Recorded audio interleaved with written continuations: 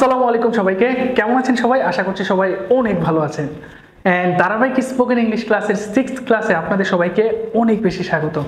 And আজকের ক্লাসটি হতে যাচ্ছে মোর ইন্টারেস্টিং একটি ক্লাস, কারণ বিগত 5টি ক্লাস ছিল কিভাবে আপনি খুব সহজভাবে ইংরেজি বলা প্র্যাকটিস করবেন, কিভাবে টেন্সকে কাজে লেগে ইংরেজি বলা প্র্যাকটিস করবেন, এবং আজকে আমরা দেখাবো কিভাবে একটি সেন্টেন্স থেকে 12টি সেন্টেন্সে রূপান্তর করে কিভাবে আপনি খুব সহজভাবে ইংরেজি বলা অনুশীলন করবেন এবং আপনার ইংরেজি বলার দক্ষতাকে নেক্সট লেভেলে নিয়ে যাবেন। সো এরকম করে যদি কেউ টেন্সটাকে প্র্যাকটিস করে, আমার বিশ্বাস সে খুব সহজভাবে টেন্সটাকে আয়ত্ত করতে পারবে এবং দৈনন্দিন জীবনে যে কোনো কথা সে সহজভাবে বলতে পারবে। সো কি সেই মেথড বা পদ্ধতি সেটা আমরা দেখাচ্ছি বোর্ডে একটি সেন্টেন্স লেখার মাধ্যমে, এবং আমরা প্রতিটা সেন্টেন্স কীভাবে প্র্যাকটিস করবেন সেটাও আপনাদের দেখাবো। সো ফার্স্ট অফ অল আমি যে সেন্টেন্সটি লিখছি একদম ইজি এবং বেসিক একটা সেন্টেন্স, সেটা হচ্ছে আমি যদি লিখি আই ইট রাইস, অর্থাৎ আমি ভাত খাই। সো আমরা আপনাদেরকে দেখিয়েছিলাম এই সেন্টেন্সটাকে কীভাবে প্রেজেন্ট টেন্সে আপনারা 4টি ফর্মে প্র্যাকটিস করবেন। যেমন আই ইট রাইস, আমি ভাত খাই; আই এম ইটিং রাইস, আমি ভাত খাচ্ছি; আই হ্যাভ ইটেন রাইস, আমি ভাত খেয়েছি; and I have been eating rice for an hour, আমি 1 ঘন্টা যাবত ভাত খাচ্ছি। সো আপনারা প্রথমে একটি দিয়ে 4টি সেন্টেন্স লিখবেন, তারপর আপনারা যে কাজটি করবেন সেটা হচ্ছে পাস্ট টেন্স দিয়ে। আপনারা জানেন ইটের পাস্ট ফর্ম হচ্ছে অ্যাট। সো আপনি যদি বলেন যে আমি ভাত খেয়েছিলাম, সেক্ষেত্রে আপনি বলবেন আই অ্যাট রাইস, এবং এটাকেও আপনারা সেম প্র্যাকটিস করবেন। আই অ্যাট রাইস, আমি ভাত খেয়েছিলাম; আই ওয়াজ ইটিং রাইস, আমি ভাত খাচ্ছিলাম; I had eaten rice before he ate, সে খাওয়ার পূর্বে আমি খেয়েছিলাম; and I had been eating rice for an hour, আমি 1 ঘন্টা যাবত ভাত খাচ্ছিলাম। এরপর আপনারা এটাকে ফিউচার টেন্সের 4টি দিয়ে প্র্যাকটিস করবেন। যেমন আপনি বলবেন আই উইল অথবা shall, I will eat rice, অর্থাৎ আমি ভাত খাবো। তো আপনি যদি বলেন আমি ভাত খেতে থাকবো, I will be eating rice, আমি ভাত খেয়ে থাকবো; will have been eating rice for an hour, আমি 1 ঘন্টা যাবত ভাত খেতে থাকবো। তো এইরকম করে আপনারা যে কোনো একটি সেন্টেন্সকে টানা 12টি সেন্টেন্স প্র্যাকটিস করবেন।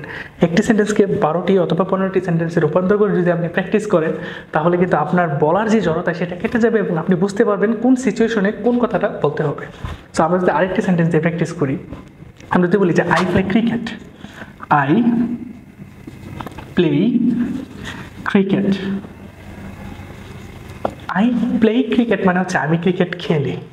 আপনি বলতে পারেন আই এম প্লেইং ক্রিকেট, আমি ক্রিকেট খেলছি; আই হ্যাভ প্লেড ক্রিকেট, আমি ক্রিকেট খেলেছি; I have been playing cricket for an hour, আমি 1 ঘন্টা যাবত ক্রিকেট খেলছি; আই প্লেড ক্রিকেট, আমি ক্রিকেট খেলেছিলাম; আই ওয়াজ প্লেইং ক্রিকেট, আমি ক্রিকেট খেলছিলাম; I had played cricket before he played, সে খেলার পূর্বে আমি ক্রিকেট খেলছিলাম; and I had been playing cricket for an hour, আমি 1 ঘন্টা যাবত ক্রিকেট খেলছিলাম।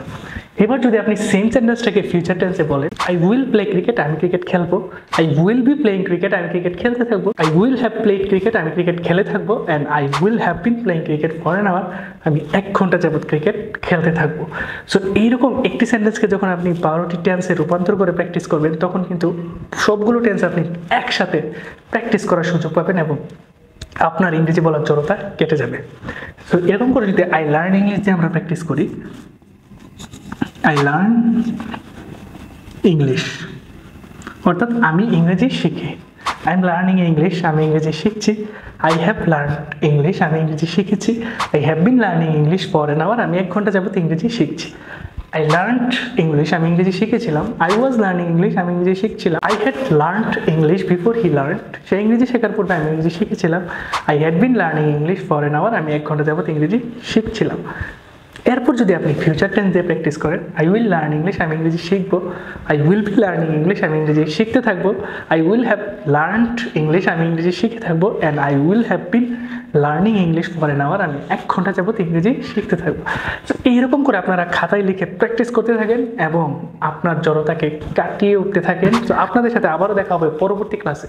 তো পরের ক্লাসটি আরও ইন্টারেস্টিং হবে, আপনি আরও নতুন আইডিয়া পাবেন কীভাবে খুব সহজভাবে ইংরেজিকে আয়ত্ত করতে হয়, ইংরেজি শিখতে হয় এবং নিজেকে ইংরেজিতে নেক্সট লেভেলে নিয়ে যেতে হয়। দেখা হচ্ছে পরবর্তী ক্লাসে। এইভাবে বলছি, যারা এখনও কমেন্ট করেননি চাইলে কমেন্ট করে জানিয়ে দিতে পারেন।